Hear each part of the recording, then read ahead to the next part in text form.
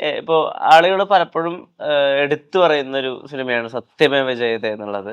അതിൽ ആ ക്യാരക്ടറിനുള്ള ഒരു പവർ, അതിനുള്ളൊരു ഈ പറഞ്ഞ ആൽഫ മെയിൽ സ്വഭാവം, ഇപ്പം ആരവന് ഇതിനുള്ള അധികാരമൊക്കെ കൊടുത്ത് ഇതിനു വേണ്ടിയിട്ട് നീ എണ്ണി എണ്ണി ഇതിന് തിരിച്ച് കൊടുക്കേണ്ടി വരുന്ന സമയത്ത് സുരേഷ് ഗോപിയുടെ ക്യാരക്ടർ വന്നിട്ട് കൃഷ്ണകുമാറിനെ ഇടിക്കുന്ന സീക്വൻസ്, വില്ലന്റെ മേക്ക് ഓവർ, ഓരോരോ ഗെറ്റപ്പ് ചേഞ്ച്, വില്ലന്റെ ബാക്ക് സ്റ്റോറി പറയുന്നത്, അതിന് ദാവൂദ് ഇബ്രാഹിമിന്റെ ക്യാരക്ടറുള്ള ചെറിയൊരു സാമ്യം, അത് ബ്യൂട്ടിഫുൾ ആയിട്ടുള്ളൊരു സിനിമയാണ്. അതായത് വളരെ വളരെ വെൽ റിട്ടൺ ആയിട്ട് ടെക്നിക്കലി ബ്രില്യൻ്റ് ആയിട്ടുള്ളൊരു സിനിമയാണ്. അതുപോലെ ലാപ്ടോപ്പിനകത്ത് ബോംബ്, ഒരു ലാപ്ടോപ്പേ ഒന്നില്ല, ലാപ്ടോപ്പേ ആയിരുന്നില്ല, ഒരു ലാപ്ടോപ്പ് കിട്ടാൻ പറ്റുന്ന പാട് നമുക്കെന്നറിയാം.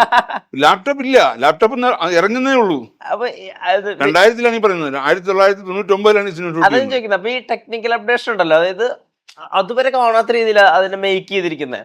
ഇപ്പൊ ഓരോ ടൈമിലുള്ള ലുക്ക് ചേഞ്ച്, സിദ്ദിഖയുടെ ലുക്ക് ചേഞ്ച്, അതിലുപയോഗിച്ചിട്ടുള്ള ആംഗിൾസ്, സത്യമേവയ്ക്ക് വേണ്ടി മാത്രം ഒരു പ്രിപ്പറേഷൻ, അതിന് പുതിയൊരു കൈൻഡ് ഓഫ് സിനിമ ഉണ്ടാക്കണം, അങ്ങനെ ഒരു ശ്രമം ഉണ്ടായിരുന്നോ? സത്യം പറഞ്ഞു കഴിഞ്ഞാൽ ആ സിദ്ദിഖിന്റെ ക്യാരക്ടർ ഉണ്ടാകുന്ന ഷൂട്ടിങ് 2 ദിവസം മുമ്പാ. അതായത് അതിന് ആദ്യം ഉണ്ടാക്കിയ സ്ക്രിപ്റ്റ് മൊത്തം ഷൂട്ടിങ് 2 ദിവസം മുമ്പ് ഇരുന്നിട്ട് പൊളിക്കുകയാണ്. ഓ, അതിൽ വില്ലൻ സിദ്ദിഖിന്റെ ക്യാരക്ടറേ ഉണ്ടായിരുന്നില്ല. അതിൽ ആ മെയിൻ വില്ലൻ ആയിട്ടുള്ള അയാളുടെ ക്യാരക്ടർ മാത്രമേ ഉണ്ടായിരുന്നുള്ളൂ. നമ്മുടെ ഡയറക്ടർ രഞ്ജിത്ത് ഉണ്ടല്ലോ, രഞ്ജിത്ത് എൻ്റെ വളരെ അടുത്ത ഫ്രണ്ടാണ്. രഞ്ജിത്തിന്റെ ആദ്യത്തെ സിനിമ എൻ്റെ സിനിമയാണ് കാലാൾപ്പട. പിന്നെ ആദ്യത്തെ കുറെ സിനിമ രഞ്ജിത്ത് ചെയ്തിരുന്നു. രഞ്ജിത്തിന്റെ 2 സുഹൃത്തുക്കളാണ് ഇതിന്റെ സ്ക്രിപ്റ്റ് എഴുതിയത്. അലക്സ് കടവിലും ജിയയിലാണ്, രണ്ടുപേരും ജീവിച്ചിരിപ്പില്ല. അപ്പോൾ അവരെഴുതി കഴിഞ്ഞപ്പോൾ അത് കുറച്ച് ആദ്യത്തെ എഴുത്താൻ കുറച്ച് വളവളായിപ്പോയി. അപ്പൊ ഞാൻ രഞ്ജിത്തിനെ വിളിച്ചു, രഞ്ജിത്ത് നമുക്കൊന്ന് ഇരിക്കണം, ഒന്നിനെ ഒന്ന് ഒതുക്കണമെന്ന്. അങ്ങനെ ഷൂട്ടിംഗ് തുടങ്ങുന്നതിന് 2 ദിവസം മുമ്പാണ് ഞങ്ങൾ എറണാകുളത്ത് ഒരു ഫ്ലാറ്റ് ഇരിക്കുന്നത്.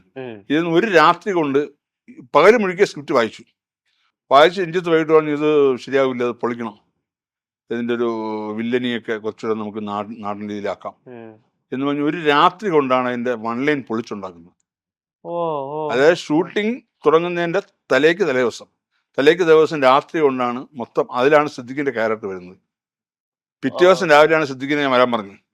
സിദ്ദിഖ് ഞാനായിട്ട് വലിയ അടുത്ത സൗഹൃദത്തോടാണ് വരാൻ പറഞ്ഞു. ഞാൻ അപ്പൊ സിദ്ദിഖ് കുറച്ച് ഇഷ്യൂസ് ഒക്കെ നിൽക്കുന്ന സമയമാണ്, ആ സമയത്ത് സിനിമ സമയമാണ്. അപ്പോൾ ഞാൻ പറഞ്ഞു, എനിക്കൊരു ക്യാരക്ടർ ഞാൻ വെച്ചിട്ടുണ്ടെന്ന്, അപ്പൊ എന്നെ വേണ്ട, ഒഴിവാക്കുന്നത്, ഇപ്പം തൽക്കാലം ഞാൻ ചെയ്യുന്നില്ല. അവൻ പറ്റില്ല, നീ ഞാൻ ചെയ്തേ പറ്റുള്ളൂ. അങ്ങനെ അപ്പൊ ഇതും കൂടെ കേട്ടപ്പോൾ പുള്ളി ആ പടം വരണ്ടു. അയ്യോ ഞാൻ ചെയ്താൽ നിൽക്കത്തില്ല, ഒന്നാ സുരേഷ് ഗോപിയുടെ ആ ഫിഗറും ആ സൈസിന് മുമ്പ് ഞാൻ വില്ലനായിട്ട് ഒന്ന് ഏകത്തിൽ ഞാൻ പറഞ്ഞു ചെയ്ത് നോക്കാം, ഒരു സീൻ എടുത്ത് നോക്കാം, 1-2 സീൻ ഷൂട്ട് ചെയ്ത് നോക്കാം, എന്നിട്ട് നമുക്ക് കണ്ടു നോക്കാം, ഓക്കെ ഇല്ലെങ്കിൽ മാറ്റാം, വേറെ ആരും ഇടാമെന്ന് പറഞ്ഞു.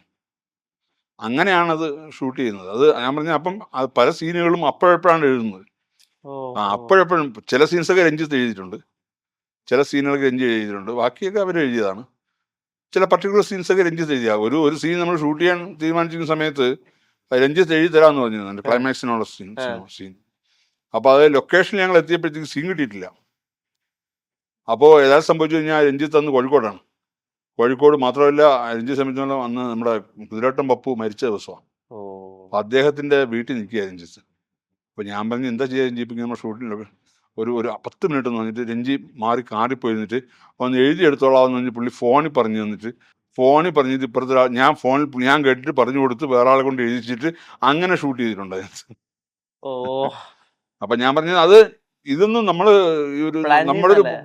ഒരു കഴിവോ ഒന്നും ഞാൻ പറയുന്നില്ല. ഇതൊക്കെ ഒരു ഈശ്വരാനുഗ്രഹം കൊണ്ടാണ് പല സിനിമകളും നമ്മുടെ ട്രാക്കി വന്നിട്ടുള്ളത്. പിന്നെ ഒരു ഈശ്വരാനുഗ്രഹം കൊണ്ട് നമ്മുടെ സിനിമകളൊന്നും അങ്ങനെ ഒരു വലിയ അട്ടർ ഫ്ലോപ്പായി പോയിട്ടില്ല. ഇന്നും സിനിമകൾ, ഈ പല സിനിമകളും ഇന്നും ആൾക്കാരെ മനസ്സിൽ നിൽക്കുന്നു. അതൊരു ഭാഗ്യം തന്നെയാണ്, ഒരു ഗുഡ് വിൽ ഉണ്ടാക്കാൻ സാധിച്ചു. അതൊരു ഭാഗ്യം എന്ന് ഞാൻ പറയത്തുള്ളൂ.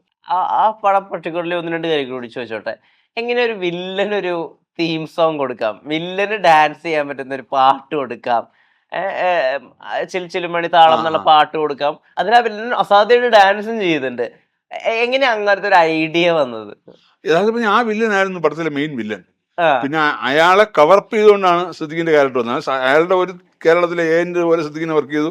പക്ഷെ അയാളെക്കാൾ എത്രയോ മുകളിലേക്ക് പോയി സിദ്ദിഖിന്റെ ക്യാരക്ടർ. പക്ഷെ അവസാനം വന്നപ്പോൾ അയാൾക്ക് ഇമ്പോർട്ടൻസ് കൊടുത്തു. അയാളുടെ ഒരു മരണവും അയാളുടെ ആ ബോംബ് സംഭവങ്ങളൊക്കെ അയാൾ തന്നെയാണ് മെയിൻ വില്ലൻ. പക്ഷെ ആ വില്ലന്റെ സബോർഡിനേറ്റ് ആണ് സിദ്ദിഖ്. പക്ഷെ സിദ്ദിഖാണ് ആ സിനിമയോടുകൂടി സിദ്ദിഖിന് തലവര മാറുകയാണ്. മലയാളത്തിലെ ഏറ്റവും വലിയ വില്ലനായി സിദ്ദിഖ് മാറുന്നത് അതിനു മുമ്പ് ഒരു സിനിമയെ പോലും അയാൾ ഒരു നെഗറ്റീവ് ക്യാരക്ടർ ചെയ്തിട്ടില്ല. കോമഡിയും അത്യാവശ്യം തമിഴ് സംസാരിക്കുന്ന തമിഴ് ടച്ചും കുടുംബമുള്ള ഒരു വില്ലൻ, അതായത് കുടുംബത്തെ കാണിക്കുന്നുണ്ട്. ദീപാവലി സെലിബ്രേഷന്റെ ടൈമിലൊക്കെയാണ് പ്രധാനപ്പെട്ട തീരുമാനങ്ങളൊക്കെ എടുക്കുന്നത്. അത് വളരെ പുതിയതായിരുന്നു. അതായത് ഇപ്പൊ ഹിന്ദിയിലൊക്കെ നമ്മുടെ രാം ഗോപാൽ വർമ്മയൊക്കെ അങ്ങനെ ചെയ്തിട്ടുണ്ട്. അതായത് ഫാമിലിയോട് കൂടി ഇരിക്കുമ്പോഴേക്കായിരിക്കും അയാൾ പല കാര്യങ്ങളൊക്കെ പ്ലാൻ ചെയ്യുക. ആക്ച്വൽ ഗാങ്സ്റ്റേഴ്സ് അങ്ങനെയാണല്ലോ. അതുപോലത്തെ കുറെ സീക്വൻസുകളുണ്ട് സത്യമേവ ജയതയിൽ. സത്യമേവ ജയത ആ രീതിയിൽ വളരെ സ്പെഷ്യലാണ്. ഈ ലാപ്ടോപ്പ് എങ്ങനെ കണ്ടുപിടിച്ചു? അല്ല, ലാപ്ടോപ്പ് വന്ന സമയമാണത്. അപ്പൊ അത് ലാപ്ടോപ്പ് എങ്ങനെ ഉപയോഗിക്കണം, എന്താണ് ലാപ്ടോപ്പ് എന്ന് പോലും ആൾക്കാർക്ക് അറിയില്ല. അപ്പൊ അതിലൊരു സീക്വൻസ് സലിംകുമാറിന്റെ ഒരു സീക്വൻസ് ഉണ്ട്. യഥാർത്ഥത്തിൽ പറഞ്ഞാൽ അത് ഹരിശ്രീ അശോകൻ വെച്ചിരുന്ന വേഷമോ. അശോകനൊന്നും വരാൻ പറ്റില്ല, ഞങ്ങൾക്കൊന്ന് ഷൂട്ട് ചെയ്യേ പറ്റുള്ളൂ. അപ്പൊ ആരെ കൊണ്ട് ജയിക്കുമെന്ന് അറിയാതെ ആരോ നമ്മുടെ കൂടെ ഉണ്ടായോ പറഞ്ഞ് ഇങ്ങനൊരു മിമിക്രി ചെയ്യുന്ന ഒരാളുണ്ട്, അയാളെ വിളിക്കാന്ന് പറഞ്ഞു. സലിംകുമാർ ഈ പടത്തിന് ശേഷമാണ് സലിംകുമാർ ശ്രദ്ധിക്കപ്പെട്ടു തുടങ്ങിയത്. അപ്പൊ സലിംകുമാർ വന്നു. സലിംകുമാർ അറിയില്ല എന്തും ലാപ്ടോപ്പാണ്, ഇതെന്തോ മറ്റേ ഈ പിള്ളേർ കളിക്കുന്ന എന്തോ സാധനം എന്നുള്ള. അപ്പം സാധാരണക്കാർക്ക് ലാപ്ടോപ്പ് കണ്ടിട്ടില്ല. അപ്പൊ അതുകൊണ്ട് അല്ലെങ്കിൽ പിന്നെ അതിന് പ്രാധാന്യമില്ല. അപ്പൊ ലാപ്ടോപ്പ് അറിഞ്ഞൂടാ, അതെങ്ങനെ ഓപ്പൺ ചെയ്യും. ബാലേന്ദ്ര മേനോൻ സാർ അതിൽ ചോദിക്കുന്നുണ്ട്, എങ്ങനെ ഇതെന്താ സാധനം, ഇതെന്താ. അപ്പൊ ഇപ്പോഴത്തെ കാലത്ത് നമ്മൾ ലാപ്ടോപ്പ് കൊണ്ടുവന്നിട്ട് ഇതെന്താ സാധനം എന്ന് വെച്ചാൽ ആൾക്കാർ കളിയാക്കില്ലേ. ഇപ്പം കൊച്ചു പിള്ളേർക്ക് അറിയാം ലാപ്ടോപ്പ് എന്താണെന്നുള്ള, ആർക്കും അറിയാം. അന്നത്തെ കാലത്ത് അറിയില്ല. അതുകൊണ്ടാണ് അയ്യോ അത് എവർഷൈൻ മണിയണ്ണനാണ് അത് പ്രൊഡ്യൂസ് ചെയ്തത്. മണിയണ്ണൻ എവിടുന്നോ മദ്രാസിൽ നിന്ന് എവിടുന്നോ കളക്ട് ചെയ്തെടുത്തത്. അത് അന്ന് എറണാകുളത്ത് ഒരു ലാപ്ടോപ്പ് അതിന്റെ ഡമ്മി ഉണ്ടാക്കിയിരുന്നു, എറിയാനും പിടിക്കാനും. ആ ഒറ്റ ലാപ്ടോപ്പേ ഉള്ളൂ. പല ഡയറക്ടേഴ്സിനും ഇപ്പോഴത്തെ സിനിമകൾ കാണുകയും അല്ലെങ്കിൽ ഇപ്പോഴത്തെ സിനിമകൾ വിലയിരുത്തുകയും ഇപ്പോഴത്തെ സിനിമകളെ മനസ്സിലാക്കുകയും ചെയ്യുന്ന ഒരു സ്വഭാവം ഇപ്പൊ പ്രിയദർശൻ സാറിനായാലും ശരി പല ഡയറക്ടേഴ്സിനുണ്ടല്ലോ. അപ്പൊ സാർ ഇപ്പോഴത്തെ സിനിമകൾ കാണുന്നുണ്ടോ? ഇപ്പോഴത്തെ സിനിമകളിൽ ഒരു ക്വാളിറ്റി ആയിട്ടും അല്ലെങ്കിൽ ഒരു ഡീമെറിറ്റ് ആയിട്ടും എന്താ മനസ്സിലാക്കുന്നത്? ഞാൻ എല്ലാ സിനിമയും കാണും. ഞാൻ ലേറ്റസ്റ്റ് ഇറങ്ങിയ സിനിമകൾ OTP വരുമ്പോഴാണ് കൂടുതൽ കാണുന്നത്. അല്ലാതെ നമ്മൾ ഈ പറഞ്ഞ തിയേറ്ററിൽ പോക്ക് കുറവാണ്. വരുമ്പോൾ കാണും. മിക്കവാറും എല്ലാ സിനിമകളും കാണുന്നുണ്ട്. മിക്കവാറും എല്ലാ ഈ അടുത്ത് അങ്ങനെ അത്ഭുതപ്പെടുത്തിയ ഒരു സിനിമ ഏതാ? ഒരുപാട് രസിച്ച സിനിമ ഏതാ? മലയാളത്തിൽ ഒരുപാട് സിനിമ. പ്രകമ്പനം എന്ന സിനിമ എനിക്ക് വലിയ ഇഷ്ടപ്പെട്ട സിനിമയാണ്. അത് വളരെ ചെറിയൊരു തീമാണ്, പക്ഷെ അത് നന്നായിട്ട് വർക്ക്ഔട്ട് ചെയ്തിട്ടുണ്ട്. അതുപോലെ മോഹിനിയാട്ടം കണ്ടിരുന്നു. മോഹിനിയാട്ടം ഭരതനാട്യത്തിന്റെ ഒരു സെക്കൻഡ് വേർഷൻ. പക്ഷെ അതിലെനിക്ക് അതിന്റെ തീമിൽ വലിയ പുതുമയൊന്നും തോന്നിയില്ല. കാരണം അത് ഒരു പ്രേതത്തെ വെച്ച് ഒരു ഡെഡ് ബോഡിയെ വെച്ച് ഒരുപാട് സിനിമകൾ വന്നിട്ടുള്ളത് അതിന്റെ സംഭവം. പക്ഷെ അത് നന്നായിട്ട് വർക്ക്ഔട്ട് ചെയ്തിട്ടുണ്ട്. അതുപോലെ വേറൊരു രേഖാചിത്രം അത് വളരെ ഇൻട്രസ്റ്റിംഗ് ആയിട്ട് വർക്ക് ചെയ്ത. ഈവൻ ആട് 3 പോലും നല്ല സ്ക്രിപ്റ്റിംഗ് ആണ് അതിന്റെ കാര്യം. അത് ഈ പറഞ്ഞ ഈ 3 കാലഘട്ടം അങ്ങോട്ടും ഇങ്ങോട്ടും മിക്സ് ചെയ്തൊക്കെ കൺഫ്യൂഷൻ ഉണ്ടാക്കുന്ന ഹ്യൂമർ, പക്ഷെ നല്ല രസമായിട്ട് വർക്ക് ചെയ്തിട്ടുണ്ട്. അപ്പൊ അങ്ങനെ ഒരുപാട് സിനിമകൾ മിക്കവാറും എല്ലാ സിനിമയും ഞാൻ കാണാറുണ്ട്. ഈ സംഘടനാ പ്രവർത്തനത്തിൽ ഒരുപാട് ആക്റ്റീവ് ആണല്ലോ. ഇപ്പൊ ഒരു സംഘടനയുടെ ഭാഗമായതുകൊണ്ട് ഇപ്പൊ പണ്ട് ആളുകളിൽ നിന്ന് ലഭിക്കുന്ന ആ സ്നേഹം അല്ലെങ്കിൽ ഊഷ്മളത അതിനെന്തെങ്കിലും ഒരു കുറവ് വന്നിട്ടുണ്ടോ? ചില സോഷ്യൽ മീഡിയകളിലൊക്കെ കുറെ എതിർപ്പും തെറിവിളിയൊക്കെ ഉണ്ട്, അത് വേറെ കാര്യം. പക്ഷെ അത് ഞാൻ കാര്യമാക്കുന്നില്ല. കാരണം എൻ്റെ സൗഹൃദം വേറെ, സംഘടനാ പ്രവർത്തനം വേറെ. അപ്പൊ ഞാൻ സംഘടനാ പ്രവർത്തനത്തിൽ ഉണ്ടെന്ന് വെച്ചിട്ട് എൻ്റെ സൗഹൃദങ്ങൾ ഞാൻ ഇല്ലാതാക്കുന്നില്ല. പിന്നെ ഞാൻ സിനിമയെന്ന് കുറച്ചൊന്ന് വിട്ടു എന്നുള്ള സത്യമാണ്. ആ സമയത്ത് ഞാൻ സീരിയൽസ് ഒക്കെ ചെയ്തു.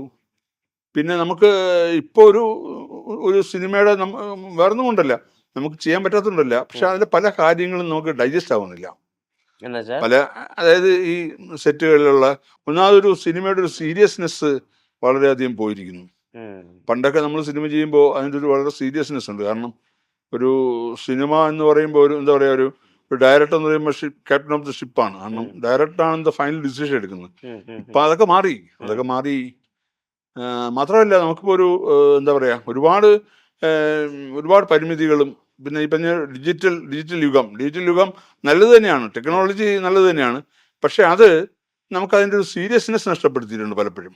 ഇപ്പം നമ്മളൊരു സിനിമകൾ തന്നെ 2-3 ക്യാമറ വെച്ചിട്ട് ഷൂട്ട് ചെയ്യുന്നു, നമുക്ക് ആവശ്യം ഒരുപാട് എടുത്തിട്ട് അപ്പോൾ നമുക്ക് എന്ത് വേണം, പിന്നെ പണ്ടൊക്കെ നമ്മളൊരു 3-4 റിഹേഴ്സലൊക്കെ കഴിഞ്ഞിട്ടാണ് ടേക്ക് എടുക്കുന്നത്. ഇപ്പം അങ്ങനെ റിഹേഴ്സൽ പോലും ഇല്ല, നേരെ ടേക്ക് എടുക്കുന്നു, അല്ലെങ്കിൽ അടുത്ത ടേക്ക്. അപ്പം നമുക്ക് ഒരു ആർട്ടിസ്റ്റിനെ സംബന്ധിച്ചിടത്തോളം ആർട്ടിസ്റ്റിൻ്റെ പെർഫോം ചെയ്യുമ്പോൾ അവരെ സംബന്ധിച്ചിടത്തോളം അവർ റിഹേഴ്സൽ കഴിഞ്ഞിട്ട് അവരുടെ ഫൈനൽ പെർഫോമൻസ് ആയിരിക്കും അതിൻ്റെ ഒരു ഫുൾ ഔട്ട്പുട്ട് കിട്ടുക.